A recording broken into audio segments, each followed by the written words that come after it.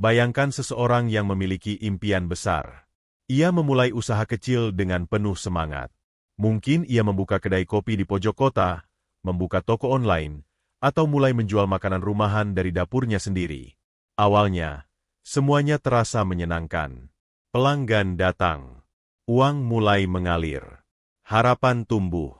Namun, tanpa disadari, ada kebiasaan-kebiasaan kecil yang perlahan tapi pasti menggerogoti usaha itu dari dalam. Kita sering berpikir bahwa usaha kecil hancur karena persaingan yang terlalu ketat, modal yang kurang, atau pasar yang tidak cocok. Memang benar, semua itu bisa jadi faktor. Tapi banyak yang tidak sadar bahwa justru kebiasaan-kebiasaan buruk dari pemilik usaha sendiri yang menjadi akar dari kegagalan tersebut. Kebiasaan yang terlihat sepele, tapi dampaknya sangat besar. Mari kita bahas kebiasaan buruk pertama. 1. Tidak memisahkan keuangan usaha dan pribadi. Kebiasaan ini sering dianggap sepele, terutama oleh para pelaku usaha kecil yang baru memulai. Mereka merasa semua masih bisa dikelola dalam satu rekening, dalam satu catatan, karena skalanya belum besar. Tapi justru disinilah letak bahayanya. Bayangkan Anda punya satu dompet untuk semua kebutuhan, belanja bahan baku, bayar listrik rumah, beli pulsa, hingga uang jajan anak. Setiap kali uang masuk dari penjualan, langsung dipakai untuk kebutuhan sehari-hari. Saat harus membeli bahan lagi, uangnya sudah tidak ada. Lalu Anda mulai mengambil pinjaman kecil di sana-sini. Lalu bingung, sebenarnya usaha ini untung atau rugi? Inilah yang terjadi ketika keuangan usaha dan keuangan pribadi bercampur aduk. Tidak ada garis batas yang jelas. Tidak ada catatan pasti berapa pendapatan bersih dari usaha. Dan akhirnya, pemilik usaha terjebak dalam siklus yang tidak sehat, terus merasa kekurangan, padahal mungkin sebenarnya usahanya sudah cukup menghasilkan, hanya saja tidak terkelola dengan baik. Saya pernah mendengar kisah dari seorang penjual kue basah di pasar tradisional. Setiap pagi ia bangun jam 3 dini hari, menyiapkan kue, lalu menjualnya dari jam 6 hingga jam 10 pagi. Pembelinya banyak. Dagangannya selalu habis. Tapi setiap bulan, dia selalu merasa tak punya cukup uang. Saat ditanya apakah ia mencatat pengeluaran dan pemasukan usahanya, ia hanya tersenyum kecut. Semuanya dicampur. Ia belanja bahan baku dari uang yang sama untuk bayar sekolah anak. Ketika harga bahan naik, ia bahkan tidak sadar karena tidak pernah menghitung berapa biaya produksi per kue. Itu hanya satu contoh dari sekian banyak kasus. Banyak usaha kecil sebenarnya tidak bangkrut karena kurang pembeli, tetapi karena uangnya bocor ke sana-sini tanpa disadari. Memisahkan keuangan pribadi dan usaha bukan berarti harus langsung membuka rekening baru atau menyewa akuntan. Bisa dimulai dari langkah kecil. Catat semua pemasukan dari penjualan dan semua pengeluaran yang berkaitan dengan usaha. Gunakan buku tulis biasa atau bahkan catatan di ponsel. Yang penting ada pencatatan yang jelas. Jangan biarkan uang usaha mengalir ke pos-pos pribadi sebelum tahu berapa sebenarnya keuntungan bersihnya. Selain itu, tentukan gaji untuk diri sendiri. Meskipun Anda pemilik usaha, Anda tetap perlu mengatur seolah-olah Anda adalah karyawan yang digaji. Ini akan membantu membangun disiplin dan menjaga agar tidak menggerogoti kas usaha seenaknya. Bayangkan kalau Anda bekerja di kantor orang lain, apakah Anda bisa seenaknya mengambil uang dari laci keuangan perusahaan untuk bayar pulsa pribadi? Tentu tidak. Maka usaha Anda pun harus Anda perlakukan dengan profesional. Sekecil apapun skalanya. Kebiasaan mencampur keuangan pribadi dan usaha bisa juga berdampak pada hilangnya kepercayaan dari orang lain. Misalnya, jika suatu saat Anda ingin mengajukan pinjaman ke lembaga keuangan, atau ingin mengajak mitra untuk berinvestasi, mereka tentu ingin melihat laporan keuangan yang rapi. Tapi jika semua tercampur, maka laporan itu tidak bisa dipercaya. Dan ini bisa membuat usaha Anda sulit berkembang lebih besar. Selain itu, mencampur keuangan juga membuat pemilik usaha tidak tahu bagaimana cara menilai performa bisnisnya. Apakah penjualannya naik? Apakah biaya produksinya membengkak? Apakah laba bersihnya sehat? Semua itu tidak bisa dijawab tanpa data keuangan yang terpisah dan tertib. Coba renungkan. Berapa banyak usaha kecil di sekitar kita yang sebenarnya punya produk bagus, pelanggan setia, dan potensi besar, tetapi akhirnya jalan di tempat, bahkan tutup, karena masalah keuangan yang kacau? Ini bukan masalah skill produksi. bukan juga soal ide bisnis. Ini murni soal pengelolaan yang ceroboh. Jika kita ingin usaha kita tumbuh, kita harus mulai dari kebiasaan yang sederhana tapi mendasar ini. Pisahkan keuangan usaha dan pribadi. Sekarang juga, karena semakin lama kita menunda, semakin dalam kita terjebak dalam kekacauan yang kita buat sendiri. Dan yang lebih penting, mengelola keuangan usaha secara terpisah akan memberikan kita kendali. Kita tahu apa yang terjadi dalam bisnis kita.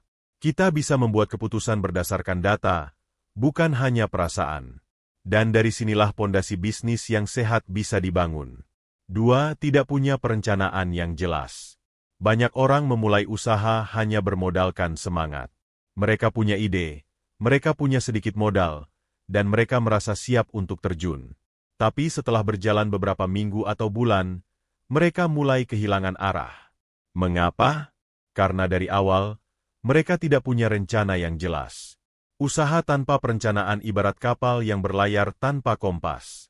Mungkin kapal itu bagus. Mungkin mesin kapalnya kuat. Tapi tanpa arah, kapal itu bisa tersesat di laut. Atau lebih buruk, karam di tengah jalan. Seringkali orang berpikir bahwa perencanaan itu hanya untuk bisnis besar. Mereka merasa usaha kecil tidak perlu repot-repot bikin rencana.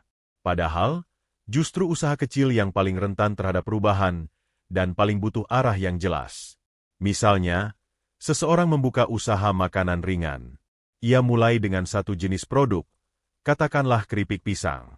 Awalnya laris, lalu ia tergoda untuk menambah produk lain, seperti makaroni pedas. Tak lama kemudian, ia menambahkan minuman kemasan. Lalu cemilan beku. Tanpa perencanaan yang jelas, ia sibuk menambah produk tanpa tahu arah. Akhirnya, tenaga dan modalnya terpecah. Usaha jadi melebar tapi tidak dalam.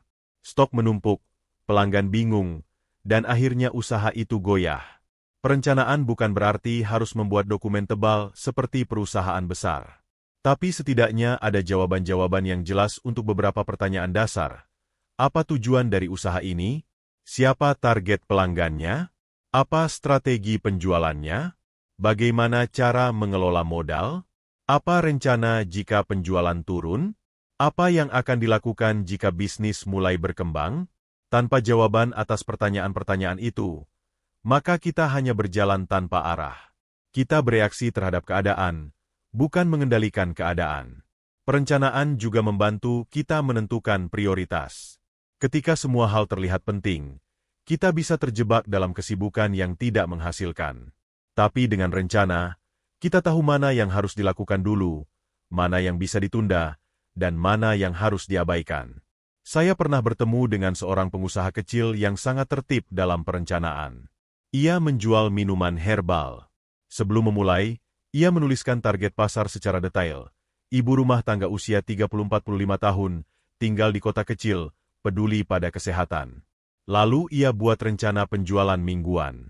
Ia tentukan berapa botol yang harus terjual, di mana distribusinya, bahkan berapa kali ia harus posting di media sosial dalam seminggu.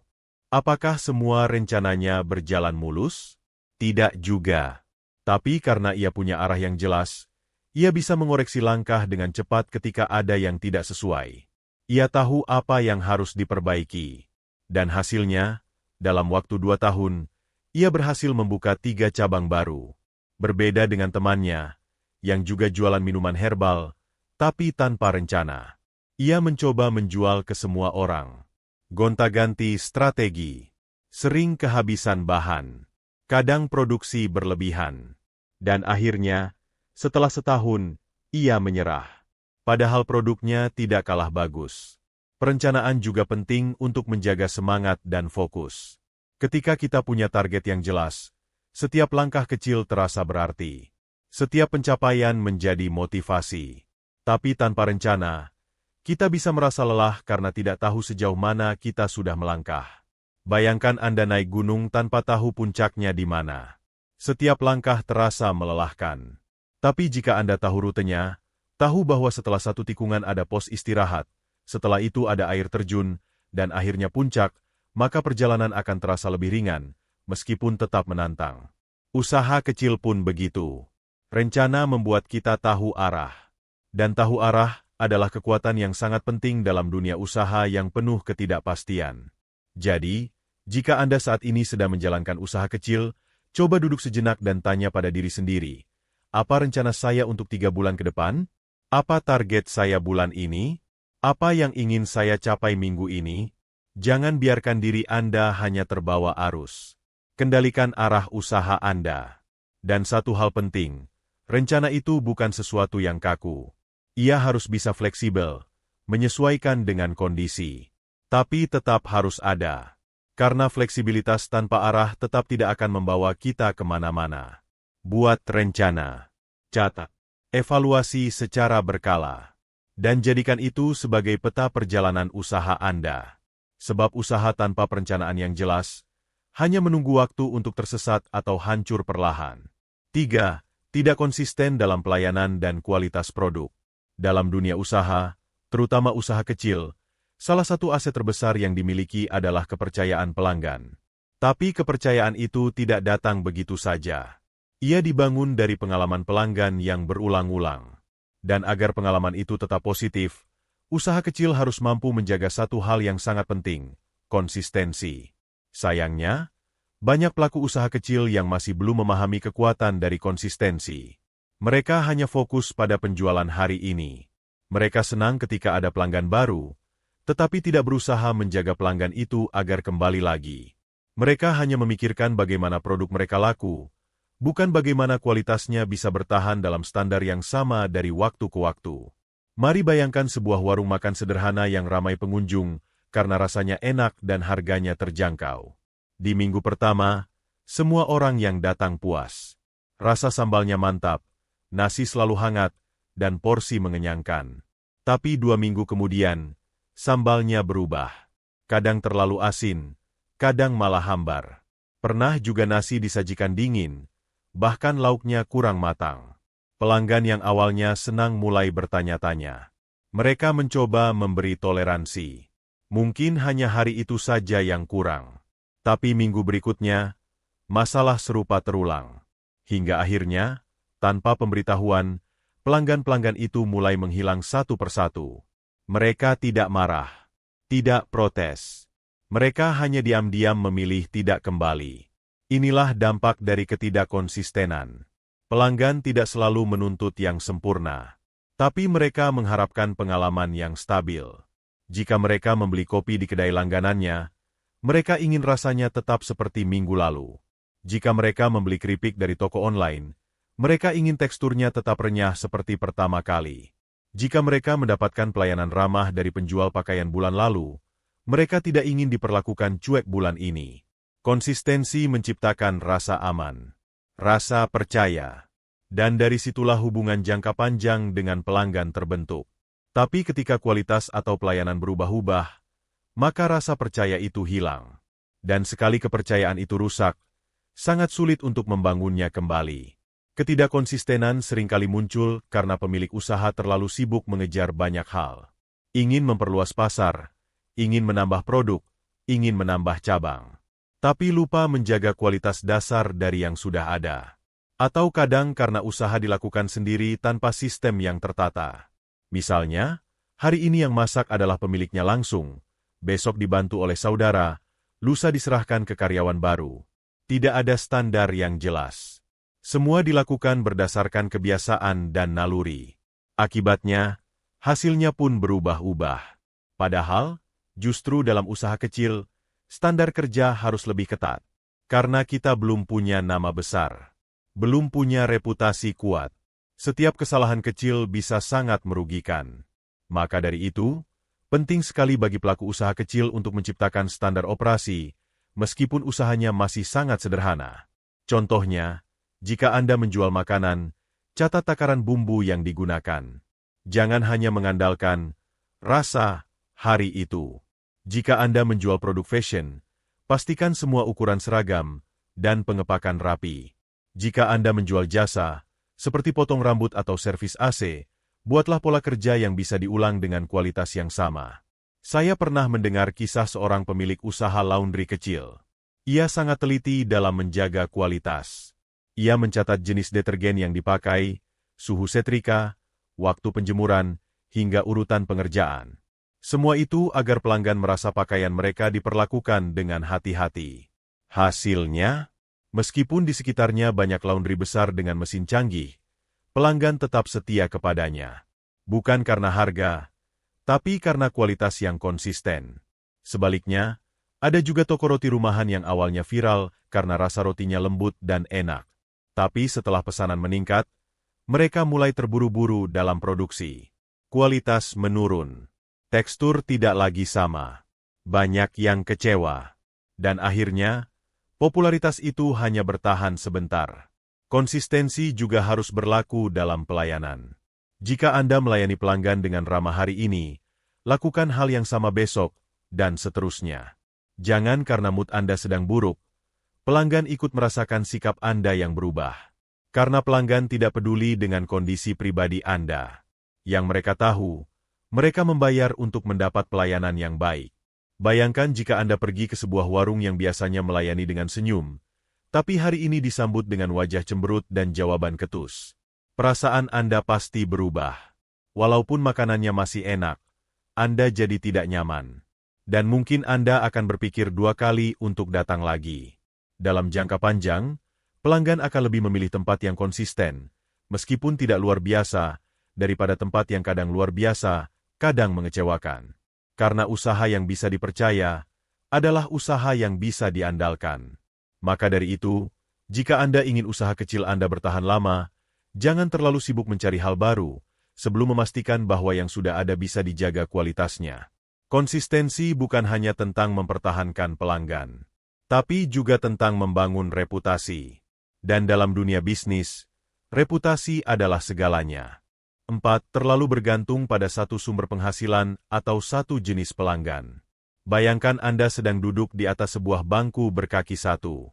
Selama bangku itu masih seimbang, Anda mungkin merasa aman.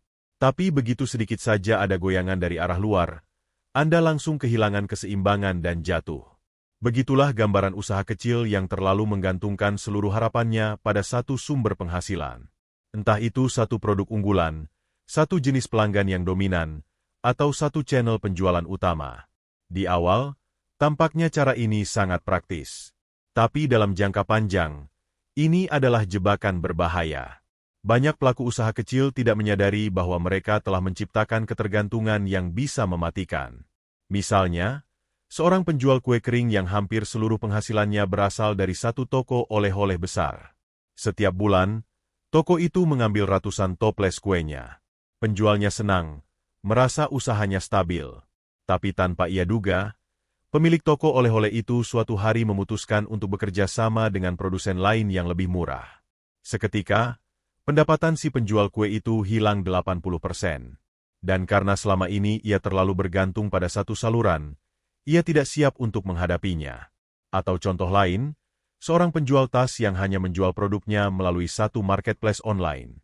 Ia tidak punya toko fisik, tidak punya pelanggan setia, dan tidak mengelola database pembeli. Ketika suatu saat platform marketplace itu mengubah algoritma pencarian atau memblokir tokonya karena pelanggaran kecil, usahanya langsung lumpuh total. Ia seperti berdiri di atas karpet yang tiba-tiba ditarik. Ketergantungan seperti ini bisa bermacam-macam bentuknya. Ada yang terlalu bergantung pada satu produk saja. Mungkin produknya sedang tren. Misalnya, kopi susu literan, atau sambal kemasan. Tapi tren bisa berubah cepat. Ketika orang sudah mulai bosan, dan tidak ada inovasi lain, maka usaha itu pun ikut tenggelam. Ada juga yang terlalu bergantung pada satu pelanggan besar. Mungkin mereka menjual ke satu kantor pemerintahan atau satu perusahaan swasta besar.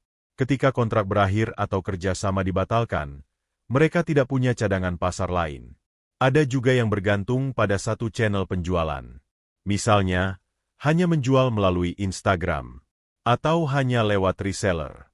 Ketika channel itu terganggu, misalnya karena akun kena hack, atau reseller berhenti, maka seluruh sistem penjualan ikut hancur. Ketika kita hanya mengandalkan satu kaki untuk menopang seluruh beban usaha, kita tidak sedang membangun bisnis, tapi sedang menumpuk risiko. Tentu saja, tidak salah jika di awal usaha kita hanya mampu fokus pada satu hal. Tapi seiring waktu, kita harus sadar bahwa diversifikasi itu penting. Bukan hanya soal produk, tapi juga soal pasar, pelanggan, dan cara penjualan. Kita bisa mulai dengan hal sederhana. Misalnya, jika kita menjual makanan secara offline, mulailah mencoba penjualan online, walau sedikit. Jika kita selama ini menjual satu jenis makanan saja, cobalah kembangkan varian baru yang masih dalam jalur yang sama, tapi menyasar selera berbeda. Jika kita hanya menjual melalui satu platform, pertimbangkan untuk mengembangkan ke media sosial lain, atau bahkan membuat toko kecil di rumah. Diversifikasi bukan berarti kita harus menyebar tenaga ke segala arah tanpa fokus. Bukan. Tapi ini soal membangun cadangan. Menyiapkan skenario jika satu jalur tiba-tiba tertutup. Saya mengenal seorang penjual kerajinan tangan dari desa yang awalnya hanya menjual hasil karyanya melalui satu koperasi.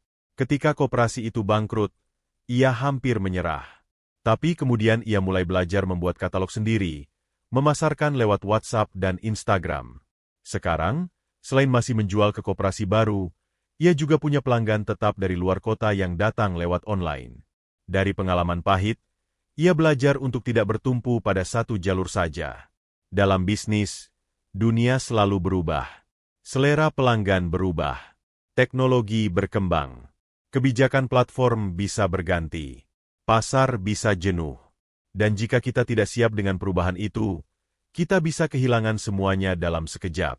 Dengan memperluas sumber penghasilan, memperbanyak jalur distribusi, dan memperkaya segmen pelanggan, kita menciptakan jaring pengaman. Ketika satu kaki goyah, kaki lain masih bisa menopang. Kita tidak jatuh.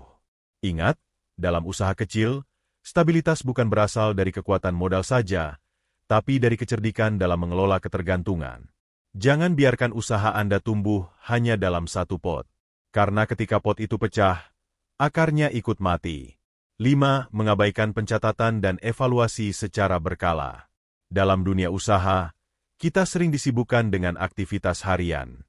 Mulai dari melayani pelanggan, mengelola stok, menjaga kualitas produk, hingga memasarkan barang. Tapi di tengah kesibukan itu, ada satu hal yang sering dilupakan, mencatat dan mengevaluasi. Mungkin kedengarannya sepele. Apa pentingnya menulis angka-angka pemasukan, pengeluaran, jumlah stok, atau jumlah pelanggan yang datang hari ini? Bukankah yang terpenting adalah tetap bisa berjualan dan uang masuk? Justru disinilah letak kesalahannya. Tanpa pencatatan yang rapi, kita hanya menebak-nebak. Kita merasa usaha sedang baik-baik saja, padahal mungkin sudah mulai bocor di sana-sini. Kita merasa omset naik, padahal keuntungan makin tipis. Kita merasa pelanggan tetap banyak, padahal frekuensi pembelian mereka menurun. Usaha kecil seringkali tumbuh tanpa sistem. Semua berjalan secara naluriah. Selama kas masih ada, dianggap aman. Tapi sayangnya, bisnis bukan sekadar tentang intuisi. Bisnis yang sehat harus punya data. Dan data itu berasal dari pencatatan. Saya pernah berbincang dengan seorang pengusaha kecil di bidang minuman sehat. Ia menjual jus buah dan minuman herbal di gerobak kecil di pinggir jalan. Dagangannya ramai, apalagi saat cuaca panas. Tapi suatu saat, ia mengeluh bahwa uangnya selalu habis. Ia merasa penghasilannya tidak cukup untuk berkembang. Ketika saya tanya apakah ia mencatat penjualannya tiap hari, jawabannya tidak. Lalu bagaimana ia tahu berapa banyak keuntungan bersihnya? Ia menjawab, kira-kira saja. Padahal dalam bisnis, kira-kira itu adalah sumber bencana. Tanpa pencatatan, kita tidak bisa tahu dengan pasti mana produk yang paling laku, mana yang sebenarnya merugi, berapa biaya produksi tiap item, dan berapa margin keuntungan yang benar-benar kita dapat. Kita juga tidak bisa tahu apakah penjualan sedang naik atau justru menurun dari minggu lalu. Semua jadi samar, dan keputusan bisnis pun dibuat berdasarkan perasaan, bukan data. Bayangkan jika seorang sopir mengemudi mobil tanpa melihat speedometer, tanpa indikator bensin, tanpa petunjuk arah. Mungkin mobil itu masih berjalan. Tapi kapan bensin habis? Apakah ia melaju terlalu cepat? Apakah ia sudah keluar jalur? Ia tidak tahu. Dan pada akhirnya, ia bisa saja menabrak atau kehabisan bahan bakar di tengah jalan. Begitu juga dengan usaha kecil. Tanpa pencatatan, Anda seperti mengemudi dalam kabut. Anda tidak tahu arah, tidak tahu posisi, tidak tahu kecepatan. Pencatatan itu bisa dimulai dari hal yang paling sederhana. Tidak perlu pakai software rumit. Bahkan hanya dengan buku tulis atau aplikasi catatan di ponsel pun bisa. Yang penting adalah disiplin melakukannya setiap hari. Catat pemasukan. Catat pengeluaran. Catat stok barang masuk dan keluar. Catat jumlah pelanggan yang membeli hari ini. Catat barang yang laris dan yang tidak laku. Lalu, buat evaluasi mingguan atau bulanan dari data itu. Dari situ, Anda akan melihat pola. Misalnya, ternyata minuman varian tertentu hanya laku di akhir pekan. Atau ternyata ada biaya operasional yang terus membengkak dan tidak disadari sebelumnya. Atau pelanggan semakin jarang datang setelah Anda mengganti kemasan. Semua itu akan terlihat jelas jika ada pencatatan. Lebih dari sekadar mengetahui kondisi bisnis, pencatatan juga membuat Anda lebih siap menghadapi masa depan. Jika suatu saat Anda ingin mengajukan pinjaman usaha, investor atau lembaga keuangan pasti akan menanyakan laporan keuangan. Jika Anda tidak punya data, Anda akan kehilangan kesempatan besar. Dan yang paling penting, evaluasi yang rutin membuat Anda bisa memperbaiki diri. Anda bisa melihat kesalahan sebelum terlambat. Anda bisa merencanakan strategi baru berdasarkan fakta. Anda tidak lagi menebak-nebak, tapi mengambil keputusan dengan dasar yang kuat. Pernah ada seorang pemilik usaha makanan beku rumahan yang mencatat semua order masuk dan biaya produksi harian selama 2 tahun penuh. Dari catatan itu, ia bisa tahu kapan permintaan tertinggi, kapan bahan baku paling mahal, dan kapan pelanggan mulai menurun. Ia bahkan bisa memprediksi momen promo terbaik. Berkat pencatatan itu, ia mampu melompat dari skala rumahan menjadi pemasok ke beberapa mini-market lokal. Semua berawal dari data. Bagi banyak pelaku usaha kecil, pencatatan memang terasa sebagai pekerjaan tambahan yang merepotkan.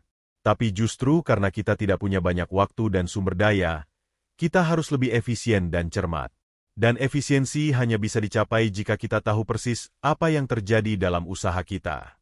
Jangan biarkan usaha Anda hanya berjalan dengan harapan dan dugaan. Jadikan data sebagai pemandu arah. Mulailah mencatat hari ini, sekecil apapun usahanya. Karena dengan mencatat, Anda sedang membangun fondasi yang kuat untuk masa depan. 6. Terlalu perfeksionis dan takut melangkah.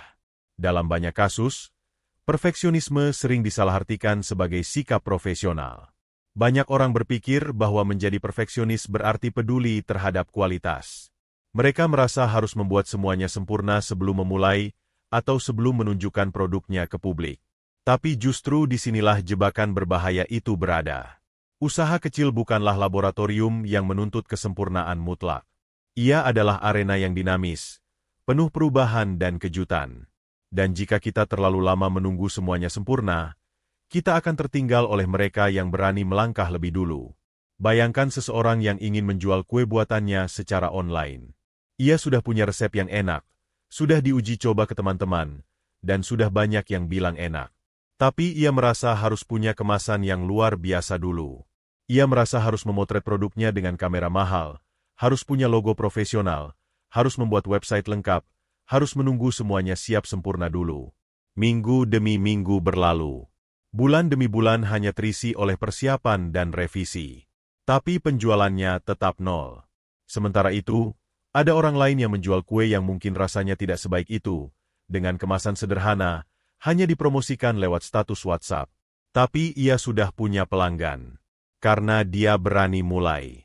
Perfeksionisme seringkali menyamar sebagai standar tinggi. Tapi sebenarnya, itu adalah bentuk ketakutan. Takut gagal. Takut ditolak. Takut terlihat kurang. Dan rasa takut ini membuat banyak pemilik usaha kecil terjebak di tahap persiapan tanpa pernah benar-benar masuk ke medan nyata. Padahal dalam bisnis, belajar terbaik justru terjadi saat kita sudah terjun ke lapangan. Bukan dari teori atau simulasi, tapi dari respon pelanggan, dari feedback yang nyata, dari kesalahan yang langsung bisa dikoreksi. Ada kisah menarik dari seorang penjual aksesoris handmade. Ia sangat berbakat. Produk-produknya detail dan unik. Tapi karena terlalu perfeksionis, ia hanya menyimpan hasil karyanya di laci. Selalu merasa belum pantas dijual. Sementara itu, Temannya yang produknya biasa saja sudah membuka lapak online dan mulai berjualan. Setelah 1 tahun, penjual yang perfeksionis masih sibuk menyempurnakan produknya. Sedangkan temannya sudah punya pelanggan loyal, bahkan mulai dapat pesanan dalam jumlah besar. Perfeksionisme juga sering membuat kita tidak bisa bergerak cepat. Padahal dunia usaha sangat dinamis. Peluang datang dan pergi. Tren berubah cepat. Jika kita selalu menunggu sempurna, kita akan melewatkan banyak momen penting. Kita perlu memahami bahwa dalam tahap awal usaha, kecepatan dan keberanian lebih penting daripada kesempurnaan. Bukan berarti kita sembarangan.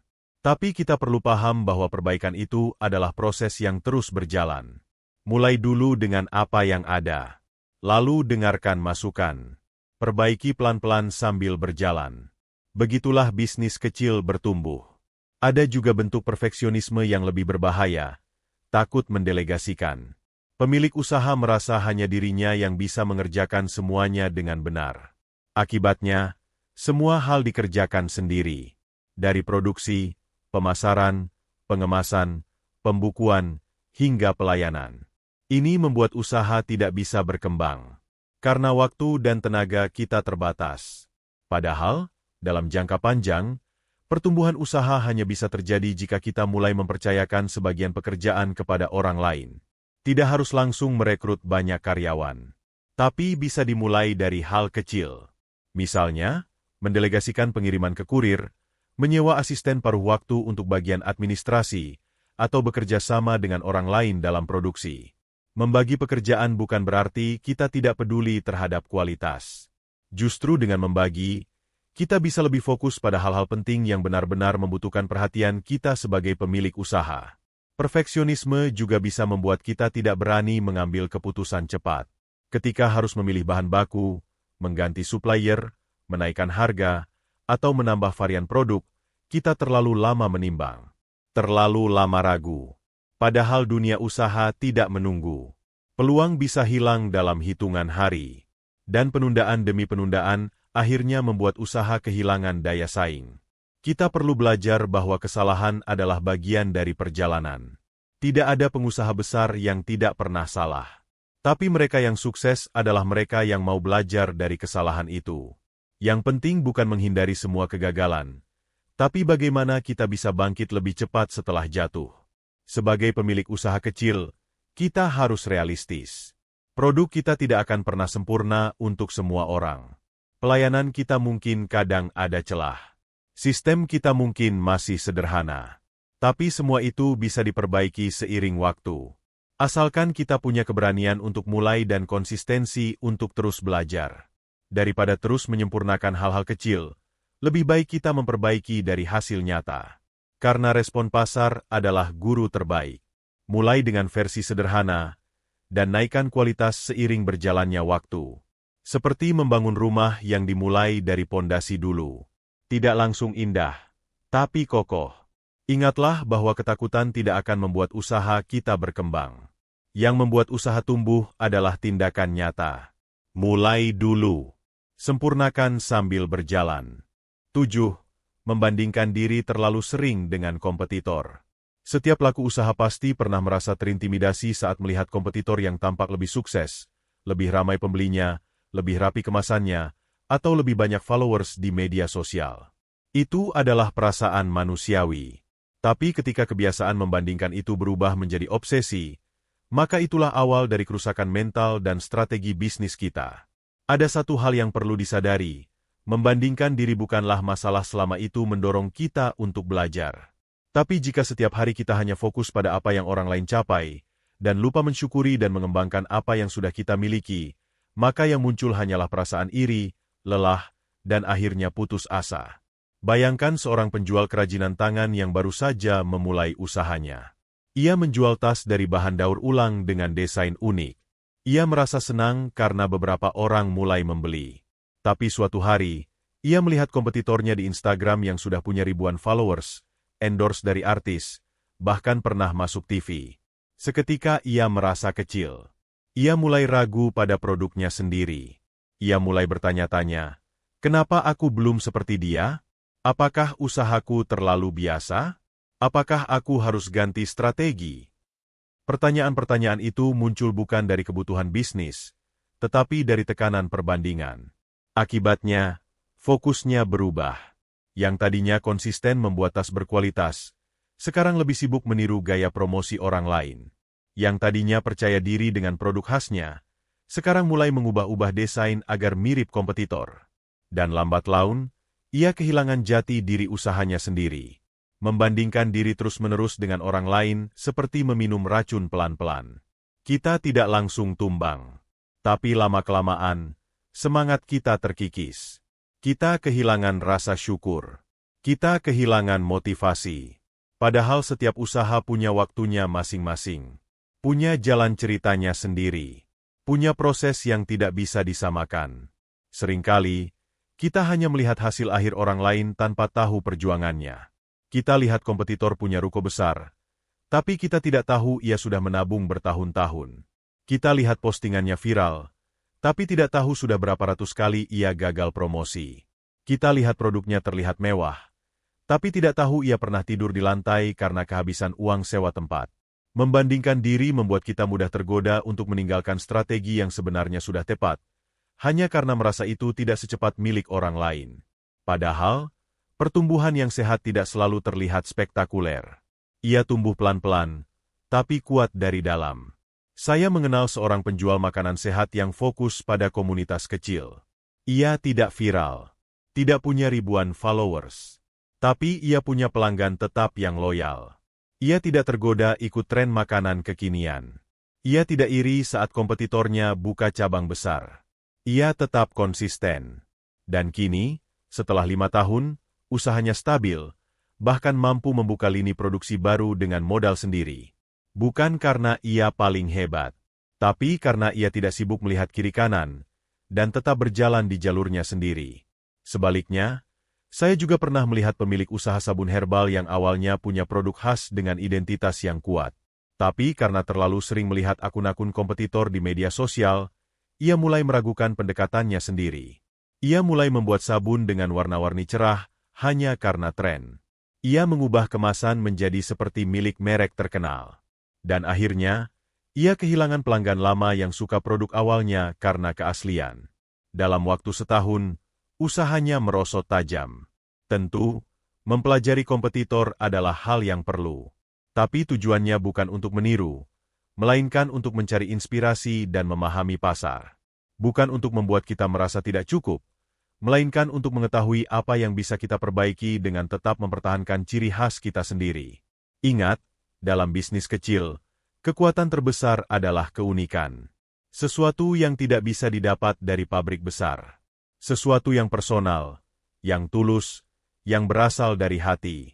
Jika Anda sibuk meniru dan menyesuaikan diri dengan apa yang dilakukan orang lain, Anda akan kehilangan kekuatan itu. Dan ketika pelanggan tidak lagi melihat keunikan pada produk Anda, maka mereka akan dengan mudah pindah ke tempat lain. Alih-alih membandingkan, lebih baik fokus pada pertumbuhan kecil yang bisa Anda capai hari ini. Mungkin hari ini hanya satu pelanggan yang datang. Tapi jika dia puas dan kembali minggu depan, itu sudah sebuah pencapaian besar. Mungkin Anda belum viral, tapi jika ada satu orang yang terbantu hidupnya karena produk Anda, maka Anda sudah membuat perbedaan. Ukurlah kesuksesan dengan tolok ukur yang relevan untuk Anda sendiri. Bukan berdasarkan apa yang terjadi di luar sana. Karena sejatinya, bisnis bukan lomba lari cepat, tapi perjalanan panjang. Dan yang sampai di tujuan bukan yang paling cepat, tapi yang paling konsisten dan tidak menyerah. 8. Enggan belajar hal baru dan terjebak di zona nyaman. Salah satu jebakan paling berbahaya dalam dunia usaha adalah merasa cukup. Merasa sudah tahu semuanya. Merasa tidak perlu belajar lagi. Merasa bahwa karena usaha sudah berjalan dan menghasilkan, maka tidak perlu mengubah apapun. Inilah awal dari kelumpuhan bisnis secara perlahan. Banyak pelaku usaha kecil yang memulai usahanya dengan semangat tinggi, semangat belajar, semangat mencoba. Tapi begitu mereka menemukan formula yang cukup menghasilkan, mereka berhenti bereksplorasi. Mereka merasa nyaman dengan cara yang sudah ada. Padahal dunia terus berubah. Pasar bergerak cepat, teknologi berkembang pesat, dan pelanggan pun tidak lagi sama seperti dulu. Kita ambil contoh sederhana. Dahulu, banyak penjual makanan rumahan hanya mengandalkan pelanggan dari mulut ke mulut. Mereka tidak tertarik mempelajari media sosial, aplikasi pemesanan online, atau strategi digital lainnya. Mereka merasa itu rumit, tidak cocok, dan tidak penting. Tapi kini, mayoritas pelanggan mencari informasi melalui ponsel. Mereka memesan lewat aplikasi. Mereka melihat foto produk di Instagram sebelum memutuskan membeli. Dan ketika pelaku usaha tidak mampu mengikuti perubahan ini, mereka tertinggal. Belajar tidak harus selalu dalam bentuk formal seperti ikut pelatihan atau kuliah.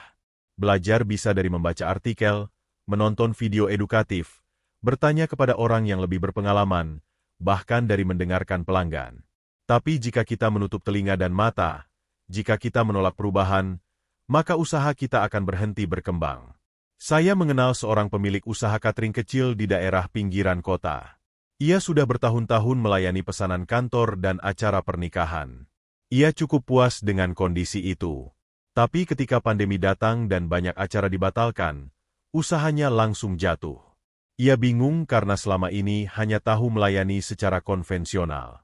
Ia tidak punya media sosial, tidak paham cara menjual secara online, tidak tahu bagaimana membuat menu untuk individu atau keluarga kecil.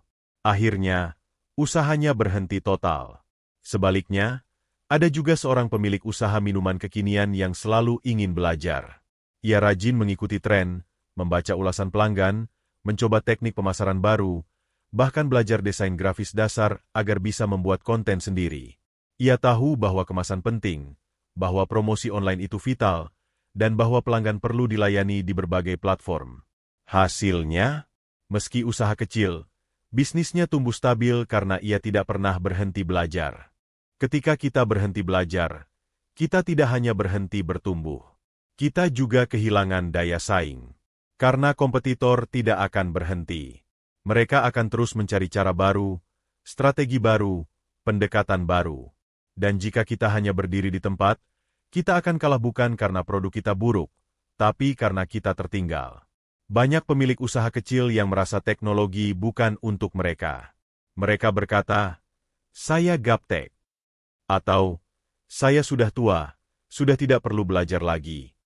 Tapi kenyataannya, teknologi bukan soal usia, tapi soal kemauan. Bahkan anak muda sekalipun bisa tertinggal jika malas belajar. Dan banyak orang tua yang tetap bisa sukses, karena semangat belajarnya tidak pernah padam. Ada juga yang berkata, "Saya sudah cukup, tidak perlu berkembang." Tapi dalam dunia bisnis, stagnasi itu berbahaya. Karena saat Anda tidak berkembang, justru biaya terus naik. Bahan baku naik, sewa naik, karyawan menuntut gaji lebih baik. Kalau penghasilan Anda tetap, tapi biaya hidup naik, maka usaha Anda akan makin menyempit. Dan tanpa disadari, Anda akan tergeser oleh mereka yang lebih adaptif. Belajar juga bukan hanya soal teknologi, tapi juga soal keterampilan manajemen, pelayanan pelanggan, pemahaman psikologi pasar, hingga cara mengatur waktu dan tenaga. Semua itu tidak datang dengan sendirinya. Harus dipelajari, dilatih, dan dibiasakan. Terkadang, kita merasa belajar itu buang-buang waktu, karena hasilnya tidak langsung terlihat. Tapi seperti menanam pohon, belajar itu investasi jangka panjang. Mungkin hari ini belum tampak hasilnya, tapi dalam waktu tertentu, Anda akan melihat betapa pentingnya wawasan baru itu dalam mempertahankan dan mengembangkan usaha. Jangan takut mencoba hal baru. Jangan takut salah. Jangan malu terlihat belum bisa. Karena semua orang yang ahli hari ini, dulunya juga pernah bingung, pernah gagal, dan pernah malu. Tapi mereka tetap belajar. Mereka tetap melangkah keluar dari zona nyaman. Usaha kecil bisa bertahan lama jika pemiliknya terus belajar, terus membuka diri terhadap perubahan, dan tidak pernah merasa sudah tahu segalanya. Dunia berubah cepat, pelanggan berubah cepat, dan hanya mereka yang terus belajar yang akan mampu berjalan sejajar dengan perubahan itu. 9. Tidak menjaga komunikasi yang baik dengan pelanggan. Dalam dunia usaha, pelanggan bukan hanya sumber uang. Pelanggan adalah aset. Mereka adalah bagian dari sistem hidup bisnis kita. Tanpa mereka, usaha sekecil apapun tidak akan pernah berjalan. Tapi sayangnya, Banyak pelaku usaha kecil yang belum memahami pentingnya menjaga komunikasi yang baik dengan pelanggan. Komunikasi bukan sekadar membalas chat atau menjawab pertanyaan. Komunikasi yang baik berarti membuat pelanggan merasa dihargai, didengarkan, dan dipedulikan. Ini mencakup cara kita berbicara, bagaimana kita menanggapi keluhan, kecepatan merespons pesan, sikap saat melayani, hingga bagaimana kita menyapa mereka setelah transaksi selesai. Sayangnya, masih banyak usaha kecil yang mengabaikan ini. Ada yang jika di-chat pelanggan, jawabannya singkat, dingin, tanpa sapaan atau penutupan yang sopan. Ada yang lambat sekali membalas pesan, bahkan tidak membalas sama sekali. Ada pula yang menjawab dengan emosi ketika pelanggan komplain. Semua itu menciptakan kesan buruk yang akan melekat dalam ingatan pelanggan, meskipun produknya sebenarnya bagus. Bayangkan Anda sebagai pembeli. Anda menemukan sebuah produk di media sosial. Tertarik. Anda bertanya lewat pesan. Tapi jawabannya hanya satu kata. Ada. Tidak ada salam, tidak ada terima kasih. Atau Anda sudah memesan dan barang belum juga datang. Saat Anda tanya status pengiriman, adminnya malah menjawab dengan nada marah. Apa Anda akan belanja lagi di tempat itu? Pelanggan bukan hanya membeli barang. Mereka juga membeli pengalaman. Dan komunikasi adalah bagian terbesar dari pengalaman itu. Bahkan kadang, pelayanan yang ramah dan komunikatif bisa mengalahkan kualitas produk. Banyak orang yang tetap berbelanja di toko biasa-biasa saja, tapi karena pelayanannya ramah dan komunikasinya menyenangkan, mereka merasa betah. Ada kisah menarik dari seorang penjual makanan beku rumahan. Ia sangat memperhatikan komunikasi. Setiap pelanggan yang memesan, ia kirimi pesan pribadi setelah produk sampai. Ia menanyakan apakah produk sudah diterima dengan baik, apakah ada masukan, dan mengucapkan terima kasih dengan tulus.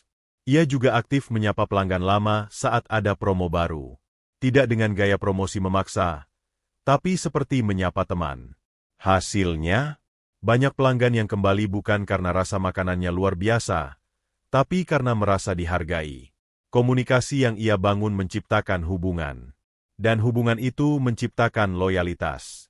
Sebaliknya, saya pernah melihat sebuah toko online yang cukup terkenal, tapi sangat buruk dalam komunikasi. Ketika barang telat sampai, pelanggan bertanya dengan sopan. Tapi admin menjawab ketus, menyalahkan ekspedisi, bahkan menyindir balik pelanggan. Komentar buruk pun bermunculan. Dan lambat laun, toko itu kehilangan kepercayaan.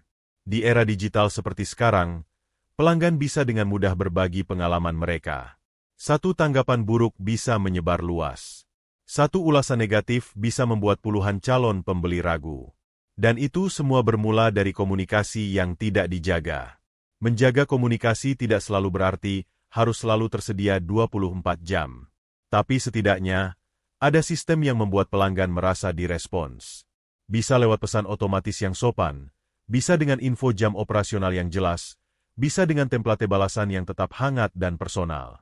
Selain itu, komunikasi yang baik juga mencakup bagaimana kita menyampaikan informasi produk.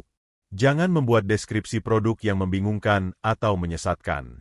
Jangan membuat janji yang tidak bisa ditepati. Jika ada keterlambatan, sampaikan dengan jujur dan sopan. Jika ada kesalahan, akui dan minta maaf. Pelanggan lebih menghargai kejujuran daripada kesempurnaan yang dipaksakan. Ingat juga bahwa pelanggan itu berbeda-beda. Ada yang cerewet, ada yang pendiam, ada yang menawar, ada yang banyak tanya. Tapi semua tetap harus diperlakukan dengan baik. Karena dalam bisnis, bukan hanya transaksi yang penting, tapi juga hubungan jangka panjang yang terbangun. Komunikasi juga bisa menjadi alat promosi yang sangat efektif. Pelanggan yang merasa puas dan nyaman dalam berkomunikasi, akan dengan senang hati merekomendasikan usaha Anda ke orang lain. Mereka akan menceritakan pengalaman positif mereka, dan itu jauh lebih kuat daripada iklan manapun. Jadi, jangan pernah remehkan kekuatan komunikasi. Jadikan setiap percakapan sebagai kesempatan untuk membangun hubungan. Sambut pelanggan dengan senyum, meski hanya lewat kata. Dengarkan keluhan mereka dengan hati terbuka. Ucapkan terima kasih dengan tulus. Dan perlakukan mereka bukan hanya sebagai pembeli, tapi sebagai bagian dari perjalanan usaha Anda. Karena usaha kecil yang ingin tumbuh besar harus belajar berbicara dengan cara yang besar, yaitu dengan hati, dengan ketulusan, dan dengan penghargaan penuh pada setiap pelanggan yang datang. Itulah 9 kebiasaan buruk yang bisa menghancurkan usaha kecil, satu demi satu, jika tidak segera disadari dan dihentikan. Mulai dari salah kelola waktu, tidak punya rencana, kualitas tidak konsisten, terlalu bergantung pada satu sumber, malas mencatat, terlalu perfeksionis, suka membandingkan diri, enggan belajar, hingga tidak menjaga komunikasi, semuanya bisa menjadi titik-titik rapuh dalam pondasi bisnis yang sedang dibangun.